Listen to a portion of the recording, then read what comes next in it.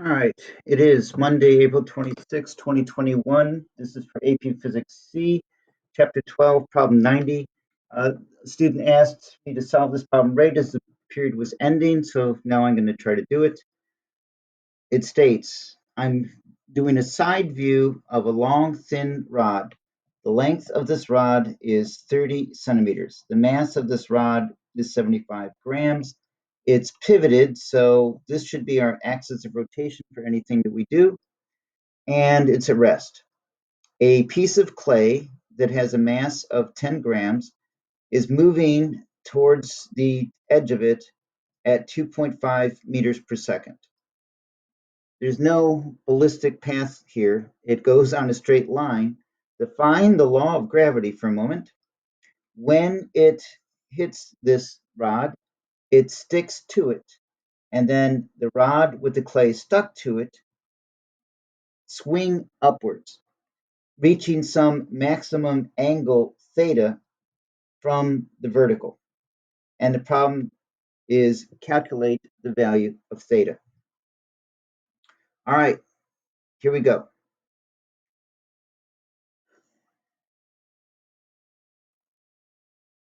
We're going to use conservation of angular momentum.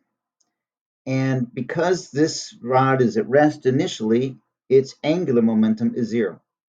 All the angular momentum is due to the clay moving to the right. Now, even though it's going along a straight line, it has angular momentum about this axis, as if it were here. You can slide this along this line of action. The angular momentum is equal to r cross p is one way of doing this, where r is the distance from the axis of rotation to the line of action of the clay moving to the right. So in this situation, we've got, and I'm going to put everything in standard units of kilograms and meters per second for simplicity. So r is going to be half the length of this rod, that is 0.15 meters. P is the linear momentum of the clay, which is the product of its mass of 10 grams, which I'll write as 0.010 kilograms, times its velocity, 2.5 meters per second.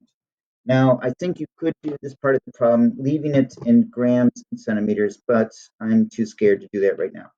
So 0.15 times 0.010 times 2.5, enter, is 0.00375 kilogram meters squared per second, I think would be the units, kilograms meters squared per second. Now, in any collision, momentum is always conserved. And in any collision, angular momentum is also conserved. Kinetic energy will not be conserved in this situation because it's a perfectly inelastic collision. So you can't use kinetic energy at this time. What you can do is observe that the rod has a moment of inertia and that the angular momentum can also be expressed as I omega, where I is the total moment of inertia of this situation, rod plus clay. For the rod, it is pivoting through its center of mass. So the formula for the moment of inertia of a long, thin rod through its center of mass is 1/12 times the mass of the rod times the length of the rod squared. In this case, it would be 0.075 kilograms is 75 grams divided by 12 times its full length of 0.30 meters squared. Enter. I get 5.625 times 10 to the negative fourth power kilogram meters squared. Nice. Okay. For the piece of clay, the moment of inertia would be mr squared. It's a discrete particle. And m would be 10 grams. R would be half the length of the rod, or 15 centimeters, or 0.15 meters squared. Enter. And this value works out to be 2.25 times 10 to the negative fourth power kilograms meters squared. Summing those two individual moments of inertia together, 2.25 times 10 to the negative fourth plus 5.625 times 10 to the negative fourth, I get 7.875 times 10 to the negative fourth power kilogram meters squared. Now, there's only one unknown, and that is the final angular speed of this system after the collision. So, setting the initial angular momentum equal to the final angular momentum and solving for omega, we have 0.00375 kilogram meters squared per second is equal to 7.875 times 10 to the negative fourth power kilogram meters squared times omega. Solving for omega, that would be 0.00375 divided by the number in display, and it says omega is 4.763 or 2, I should say. Omega is 4.762 radians per second. This is done by conservation of angular momentum. Now we can go and use the concept of conservation of energy to work on the next part of the problem, which is all the kinetic energy that this system has will be converted into gravitational potential energy as the clay elevates to a higher position above the bottom reference point here. So our reference point for height is the bottom of the rod in the vertical position. The kinetic energy of this system is 1/2 I omega squared.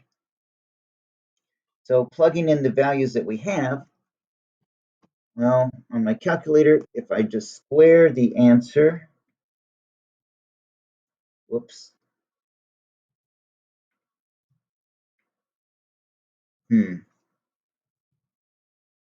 Let me clear that. Answer squared, okay, that's omega squared, times 0.5 times the total angular momentum of the system, which is 7.875 times 10 to the negative fourth power. The total kinetic energy is not a lot. It's 0.00892 joules. Okay, not a lot, but there it is. That kinetic energy is all going to be converted into gravitational potential energy of just the clay. Now, the reason it's just the clay is because this rod is mounted through its center of mass. And as the rod rotates, the center of mass does not change in height. So regardless of what angular position this rod has, it is not changing its gravitational potential energy. Therefore, in theory, if there were no friction, if you gave this thing the slightest nudge, it would rotate at a constant speed forever around the pivot point, neither speeding up nor slowing down, because it's not changing kinetic energy for potential energy at any point.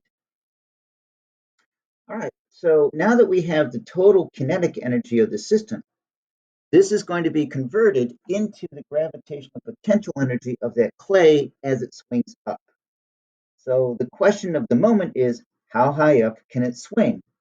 Well, the kinetic energy of the system will be set equal to the gravitational potential energy of the clay. And of course, this is really the change in energy. And yeah. Okay. So gravitational potential energy near the surface of the Earth would be mgh. And in this case, it's a 10-gram mass and it's planet Earth.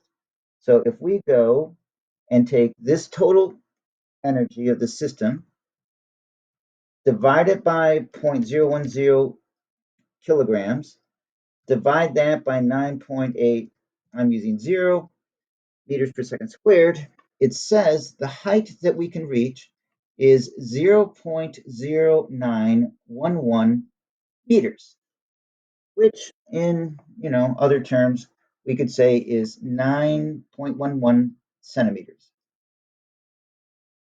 Good.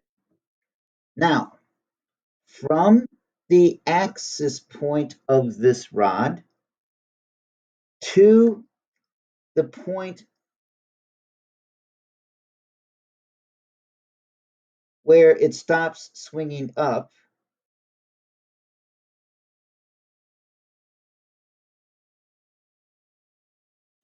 this is a circle, believe it or not, and the radius is equal to L over 2. So this radius is 15 centimeters. Here is the point where the clay reaches its maximum height above the reference point.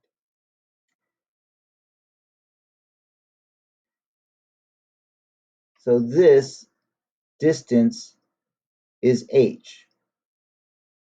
Reference point, highest point reached by the clay. And this value is 9.11 centimeters. This total distance is 15 centimeters, the length of half the rod from here to there. It forms a right triangle. We need the length of one of these two legs so that we can solve for theta. And what we should see is by subtraction, this 15 centimeter radial height minus the 9.11 centimeter height of the clay above the reference point is the length of that short side of the triangle. So if I go 0.15, because it's in meters, minus this previous answer, I have the length of the shortest side here. I suppose I could call it y. So y has a value of 5.89 centimeters. Now I have a simple trig problem. I have a right triangle. The adjacent side is 5.89 centimeters. The hypotenuse is 15 centimeters. Which trig relationship connects those two to each other? Well, this is the adjacent side. This is hypotenuse. So I want to use the inverse cosine function. Second cosine, assuming I'm in degrees, of 5.89 divided by 15, close parentheses, enter. And voila, there's the answer. I get 66.9 degrees. And I was careful enough to check with our publisher, and the publisher lists the official answer as 67 degrees. Ta-da!